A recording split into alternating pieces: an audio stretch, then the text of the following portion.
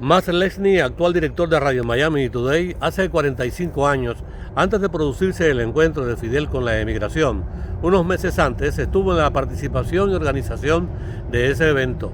¿Cómo usted lo recuerda, Matt Lesney?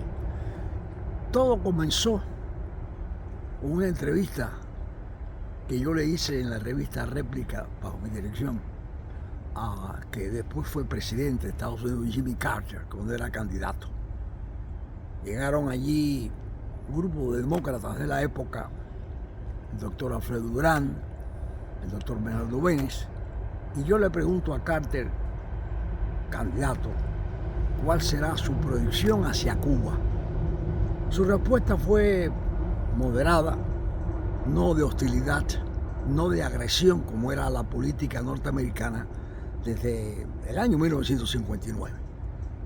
Esa revista llegó a Cuba. Fidel Castro la leyó la entrevista porque era un referente a Cuba. Y se le ocurrió ahí buscar un reencuentro con el exilio cubano que después se convirtió en emigración, la emigración patriótica que hoy recorre las calles del mundo combatiendo el bloqueo. Y ahí Fidel Castro pues hizo contacto con el doctor Benes, que fue acompañado de otros cubanos a una invitación que le hizo Fidel Castro. Eran Bernardo Benes, banquero, el tabaquero industrial Orlando Padrón, el arquitecto Rafael Huguet, un sacerdote jesuita de Puerto Rico, y también aquel personaje del béisbol cubano, dueño del estadio de La Habana, Bobby Maduro.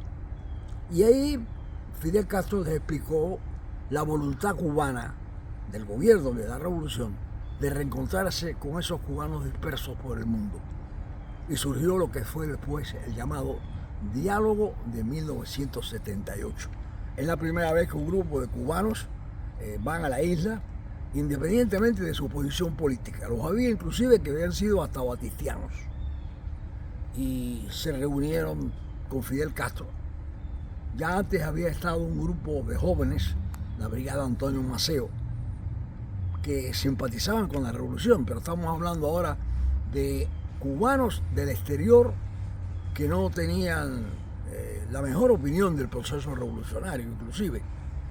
Y ahí comenzó el diálogo de 1978, reencuentro en que Fidel Castro les planteó a los cubanos de fuera de la isla que la patria primero, Cuba primero, y todos los cubanos son bienvenidos bajo la conciencia martiana de con todos y para el bien de todos. Fidel le preguntó en algún momento antes del encuentro sobre esta iniciativa, ¿qué opinión tenía usted? Bueno, de esa primera reunión de Bernardo Benes con Fidel, surgió que el propio Fidel le pregunta a Benes si me conocía, si era amigo mío. Y por supuesto la respuesta fue positiva. Y de ahí me invita Fidel Castro a que yo vaya a Cuba a conversar con él después de yo haberme ido del país en 1961. 61 por discrepancias. Yo no estaba de acuerdo en aquel momento con la posición cubana alineada junto a la Unión Soviética en medio de aquella Guerra Fría que hoy día ha vuelto al escenario mundial.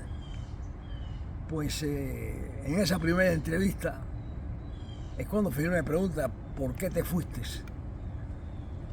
Y mi respuesta fue bueno, porque no estaba de acuerdo con la posición de alineación cubana con el campo comunista.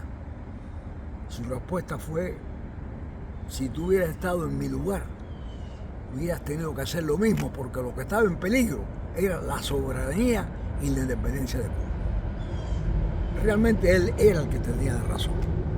Y creo que desde aquel momento toda mi vida ha sido dedicada a luchar por las mejores relaciones entre Cuba y los Estados Unidos, y porque los cubanos del exterior entiendan que lo primero es Cuba, la patria. Rápidamente, Matt, ¿qué significa para usted Cuba? Cuba es para mí y para todos los cubanos que tengan un sentido patriótico la tierra prometida. El cubano, por muy lejos que esté de la isla, siempre mira hacia allí, a su terruño, a su pequeño pueblo, a la nación, a Martí, a Maceo, a la revolución de 1868, que es la misma revolución que la de hoy. Es continuidad. ¿Qué referentes tiene usted de Cuba? Recuerdos de una juventud que transitó rápidamente porque eran tiempos de lucha política que después se convirtieron en tiempos de lucha revolucionaria.